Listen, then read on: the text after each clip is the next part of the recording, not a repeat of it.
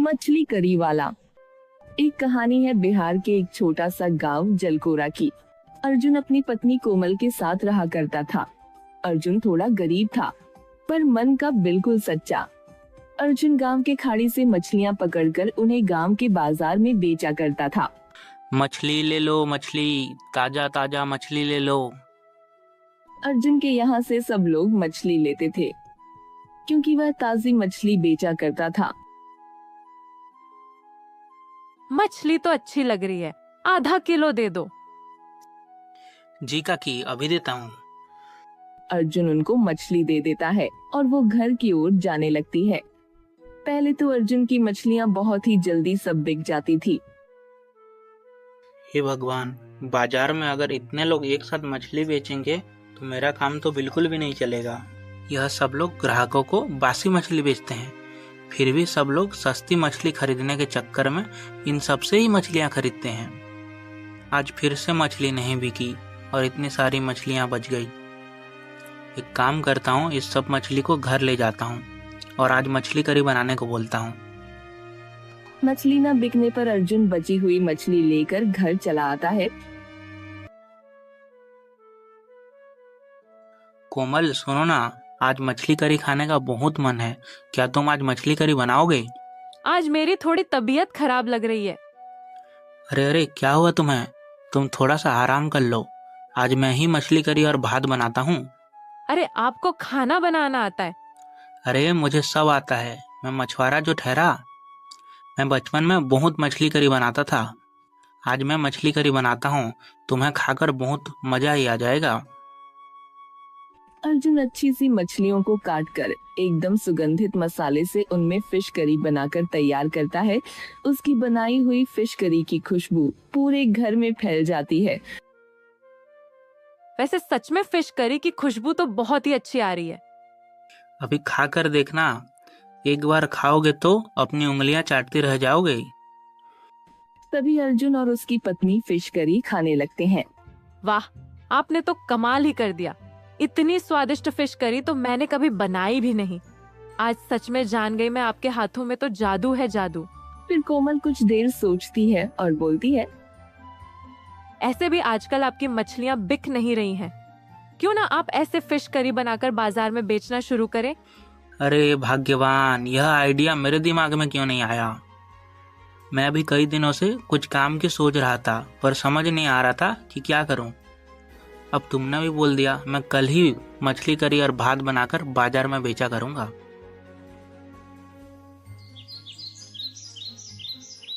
अर्जुन और उसकी पत्नी सुबह जल्दी उठकर फिश करी बनाने की तैयारी करते हैं। अर्जुन अपने हाथों से मन लगाकर फिश करी के अंदर बहुत अच्छी मसाले डालकर फिश करी तैयार करता है। अर्जुन एक पुराने ठेले पर फिश करी और गर्मा गर्म भात रखकर उन्हें बाजार में बेचने निकल जाता है। गर्मा गर्म फिश करी खाने आओ, एक बार खाओगे तो बार बार उंगली चाटते रह जाओगे। मात्र 50 रुपए प्लेट। फिश करी का नाम सुनकर लोग उसके ठेले के पास इकट्ठा हो जाते हैं। वाह भैया, खुशबू तो बहुत अच्छी आ रही है। तुमने इसका दाम भी बहुत वाजिब रखा है। बाकी फिश करी वाले तो 100 रुपए से कम फिश करी देते ही नहीं है। तुम मेरे लिए जल्दी से एक प्लेट गर्मा गर्म फिश करी लगा दो। अर्जुन जल्दी से एक प्लेट गर्मा गर्म फिश आदमी को दे देता है, तो उसे खाकर वह आदमी अपनी उंगलियां टता रह जाता है। वाह भैया, क्या फिश करी बनाई है। ऐसी फिश करी तो मैंने अपनी जिंदगी में कभी नहीं। मजा आ गया भाई, मजा आ गया। खाओ खाओ दादा, आप ही लोगों का तो प्यार है। तारीफ सुनकर अर्जुन के ठेले पर बहुत सारे लोग फिश करी खाने आते हैं। सभी लोग उसकी फिश की बहुत तारीफ करते हैं। तभी उनमें से एक आदमी सुरेश अर्जुन को कहता है, भैया एक प्लेट मेरे लिए भी पैक कर दो। अगले महीने मेरे सेठ के बेटे की शादी है। तुम मुझे एक प्लेट फिश करी पैक करके दे दो। मैं अपने सेठ जी को ये खिलाऊंगा। अगर उन्हें यह पसंद आ गई तो तुम्हें शादी का बहुत बड़ा ऑर्डर मिलेगा। हाँ दादा, मैं अभी आपके सेठ के लिए गर्मा गर्म फिश करी और भात पैक कर देता हूँ। Arjun Suresh fish curry pack करके दे देता है। सुरेश उसे ले जाकर अपने सेठ जी को खिलाता है। वाह वाह, जिसने भी ये फिश करी बनाई है कमाल कर दिया। अरे मैंने अपनी बेटे की शादी के लिए इतने रसोइयों के हाथ की फिश करी छकी, लेकिन किसी के हाथ में भी ऐसा स्वाद नहीं देखा। तुम उस आदमी को ये एडवांस पैसे दे आओ, मेरे बेटे की शादी में उसी के हाथ की फिश करी बननी चाहिए। सुरेश पैसे लेकर अर्जुन के पास जाता है। मैंने तुम्हें कहा था ना भैया, मेरे सेठ जी को तुम्हारे हाथ की फिश करी बहुत पसंद आएगी। सेठ जी ने तुम्हारे लिए एडवांस पैसे भेजे। अगले महीने तुम उनके बेटे की शादी में फिश करी बनानी है, याद से आ जाना। ठीक है, मैं समय पर पहुंच जाऊंगा और आपका बहुत बहुत धन्यवाद इतना बड़ा ऑर्डर मुझे दिलाने के लिए। अर्जुन इतना बड़ा ऑर्डर मिला, यहाँ सुनकर उसकी पत्नी भी बहुत खुश होती है। अगले महीने अर्जुन सेठ के बेटे की शादी में फिश करी बनाने पहुंच जाता है। जैसे ही शादी में खाना शुरू होता है, वैसे ही वहाँ पर फिश करी की बहुत अच्छी खुशबू आती है। सभी मेहमान बाकी का खाना छोड़कर गर्मा गर्म फिश करी खाने के लिए जाने लगते हैं। शादी में सभी मेहमान सिर्फ और सिर्फ अर्जुन के हाथ की बनी फिश करी की ही तारीफ करते हैं। वाह वाह, क्या फिश करी है। शादी में खाने को इतना कुछ है, लेकिन फिर भी इस फिश करी के आगे मेरा तो कुछ और खाने का मन ही नहीं कर रहा। हाँ यार, मैं भी 2 बार ये फिश करी खा चुका हूँ। अपने इतने रेस्टोरेंट है, लेकिन किसी भी शेफ के हाथों में इतना बेहतरीन स्वाद नहीं है। ये फिश करी जिसने भी बनाई है, सच में हम बहुत ही कमाल की बनाई है। मेहमान सेठ जी को इतनी अच्छी फिश करी खिलाने के लिए बहुत बहुत धन्यवाद देता है। शादी में जितने आए थे, सब दुल्हा और सेठ को ऐसी मच्छी करी खिलाने के लिए धन्यवाद देते हैं, जिस वजह से सेठ जी भी अर्जुन से बहुत खुश हो जाते हैं। तुम्हारे हाथ की फिश करी ने तो कमाल ही कर दिया। शादी में जितने भी मेहमान आए थे बहुत खुश होकर गए हैं। तुम्हारे बाकी बचे पैसों के साथ इनाम के तौर पर तुम्हें कुछ पैसे देना चाहता हूँ। अरे सेठ जी, धन्यवाद। मुझे खुशी हुई कि मेरा काम आपको पसंद आया। अर्जुन खुशी खुशी अपने बाकी के पैसे लेकर अपने घर आ जाता है। तभी कुछ दिन बाद शादी में आए मेहमान में से एक मेहमान रुपेश, जिसका अपना रेस्टोरेंट था, वह अर्जुन के पास आता है। आप ही वो अर्जुन हो ना, जिसने सेठ जी के बेटे की शादी में फिश करी बनाई थी? जी साहब, मैंने ही बनाई थी। क्यों, क्या हुआ? कुछ गलती तो नहीं होगी मुझसे? दरअसल मैं सेठ जी का रिश्तेदार हूँ। उस दिन जो फिश करी खाई मुझे, वह बहुत स्वादिष्ट लगी। मेरे अपने शहर में बहुत सारे रेस्टोरेंट हैं, लेकिन मेरे रेस्टोरेंट के किसी भी शेफ के हाथों में आपके जैसा स्वाद नहीं है। इसलिए मैं चाहता हूं कि आप मेरे रेस्टोरेंट में काम करें। मैं आपको हर महीने 40,000 सैलरी दूंगा। बाकी अगर आपको यह कम लगी तो आप जितनी सैलरी मांगोगे, मैं आपको उतनी सैलरी देने के लिए तैयार हूं। नहीं साहब, इतनी तनख्वाह तो मेरे लिए बहुत है। आप मुझे इतने बड़े रेस्टोरेंट में फिश करी बनाने के लायक समझे, यही मेरे लिए बहुत है। फिर तुम कल से आ जाना। मैं तुम्हारे घर गाड़ी भेज दूंगा, वो तुम्हें तुम्हारे घर से रेस्टोरेंट तक ले आए। आपका बहुत बहुत धन्यवाद साहब, मुझे काम देने के लिए। अगले दिन रुपेश अपने ड्राइवर को अर्जुन को लाने के लिए भेज देता है। अर्जुन अच्छी तरह तैयार होकर रेस्टोरेंट में काम करने जाता है। अर्जुन के जाते ही उसके हाथ की बनाई फिश करी से रुपेश के रेस्टोरेंट का काम दुगना बढ़ जाता है, जिस वजह से वह खुश होकर अर्जुन को एक गाड़ी दे देता है। अब अर्जुन हर रोज गाड़ी पर आराम से रेस्टोरेंट जाता और शाम को समय से अपने घर लौट आता। उसकी तनख्वाह भी बहुत अच्छी थी, जिस वजह से धीरे धीरे उसकी आर्थिक स्थिति भी बहुत अच्छी होने लगी। कुछ ही सालों में अर्जुन अपना एक अच्छा सा घर बना लेता है और खुशी खुशी अपने परिवार के साथ रहने लगता है। बाहुबली डोसा चैलेंजर। बिहार के छोटे से गांव में नाम आयुष का व्यक्ति रहता था। वो बहुत लालची था। आयुष के पिताजी परमानंद बहुत ही ईमानदार व्यक्ति था। वो उस गांव में एक ढाबा चलाता था। उस गांव में एक ही ढाबा परमानंद का था। बहुत ही कम पैसों में अच्छा भोजन और नाश्ता कराता था, लेकिन आयुष को ये सब पसंद नहीं था। वो चाहता था कि कम समय में ज्यादा पैसे कमाया जाए। वाह वाह परमानंद भैया, आप इतने कम दाम में हमको खाना खिलाते हो। ऐसे ही लोग उनके ढाबे पर आया करते थे। एक बार परमानंद बीमार पड़ा और उसने खाट पकड़ ली। बेटा, लगता है मेरी कुछ ज्यादा तबीयत खराब है, इसलिए आप से ढाबा तुम चलाओगे। और ध्यान देना, काम अच्छे से करना और लोगों से बातें भी अच्छे से करना। जी पिताजी, आप चिंता मत कीजिए, मैं ढाबा को बहुत अच्छे से संभाल लूंगा। इस मौके का फायदा उठाकर आयुष ने उस ढाबे पर कब्जा कर लिया। सारे आइटम के दाम बढ़ा दिए, पर लोगों को मजबूरी में आना पड़ता, क्योंकि गांव में यह एक ही ढाबा था।